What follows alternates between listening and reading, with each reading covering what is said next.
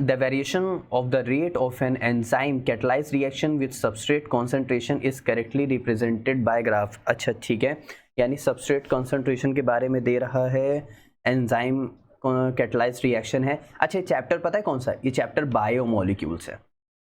कौन सा है? बायोमोलिक्यूल्स से है। चलो आगे ध्यान देते हैं। हम लोग को चैप्टर तो पता चल गया है, क्योंकि यहाँ पे काइनेटिक्स भी आती है ना, तो बच्चों को लगता है क्या ये केमिकल काइनेटिक्स से भी क्या? नहीं, ये बायोमोलिक्यूल्स है।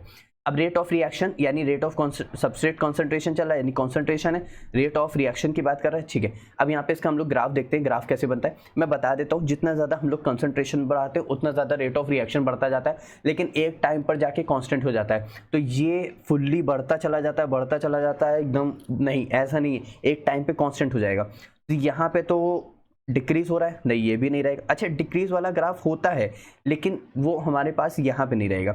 दूसरी बात ये पैराबोलिक नीचे वाला नहीं, यहाँ पे सबस्ट्रेट कंसंट्रेशन बढ़ाते जा रहे हैं तो रेट ऑफ रिएक्शन भी बढ़ता जा रहा है, एक टाइम बाद कांस्टेंट हो जाता है। क्या आप लोग को ये इक्वेशन पता है? इक्वेशन कहाँ से? ये इक्वेशन है हमारे पास माइकलिस मेंटेन इक्वेशन। ठीक है, यहाँ पे ध्यान देते हैं। शायद लग रहा माइकलिस की स्पेलिंग गलत लिखी है ना, हाँ माइकल। ठीक है, तो यहाँ पे अच्छा ये इसकी क्वेश्चन थी क्या? इसकी क्वेश्चन थी dc/dt जो कि कॉन्सेंट्रेशन है, v मैक्स मतलब एकदम लास्ट तक इसका मैक्सिमम बात करना वो है, प्लस c हमारे पास कॉन्सेंट्रेशन चल रहा है, km हमारे पास माइकलिस कांस्टेंट है। क्या है? Michaelis constant. और c क्या है? हमारे पास कॉन्सेंट्रेशन।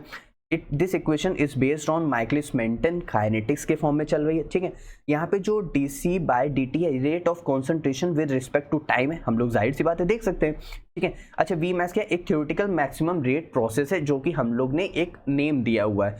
अब इसका ग्राफ होता कैसे, थोड़ा सा इसका ग्राफ देख लेते हैं। देखो जैसे हमारे पास dc/dt कॉन्सेंट्रेशन यानी रेट ऑफ रिएक्शन है ना, तो रेट ऑफ रिएक्शन भाई हम लोग ऐसे ही लिखते हैं, इंस्टेंटेनियस रिएक्शन dc/dt एक छोटा सा चेंज निकालने के लिए केमिकल काइनेटिक्स में हम लोग ने पढ़ा हुआ है। तो यहाँ से क्या है हमारे पास, देखो ये इस तरह पूरा एक प्रोसेस जा रहा है। देखो पहले क्या था, फर्स्ट ऑर्डर रिएक्शन चल रही थी, फिर आखिरी में जाके कांस्टेंट होने लगा, तो ये जीरो ऑर्डर रिएक्शन पे आ गया। ठीक है, एक आखिरी में जा करके एकदम बराबर एक सैचुरेशन पीरियड आ जाता है। सैचुरेशन पीरियड से फिर वो बढ़ नहीं रहा होता, फिर एक कांस्टेंट लाइन जा रही होती है सीधी, तो इसीलिए एक वी मैक्स है बस यहीं तक होगा।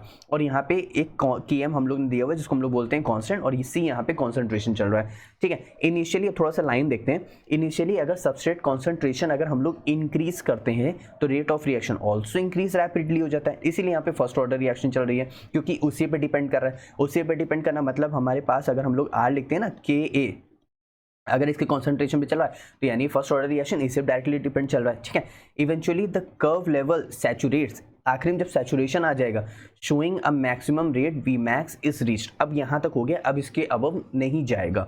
This happen because all active sites of the enzyme become occupied, जिसको हम लोग एंजाइम सैचुरेशन अकर्स भी कहते हैं। ठीक, मतलब कहने का है because all active sites of the enzyme becomes occupied. ठीक है, जहां पे हम लोग एंजाइम सैचुरेशन अकर भी बोलते हैं। तो हमारे पास ग्राफ इसका किस तरह हो जाएगा, ऊपर की ओर यानी हाइपरबोलिक तरह इसका ये चला जाएगा इस तरह। ठीक है, पक्का अच्छे से समझ आया, कोई भी डाउट नहीं है यहाँ तक?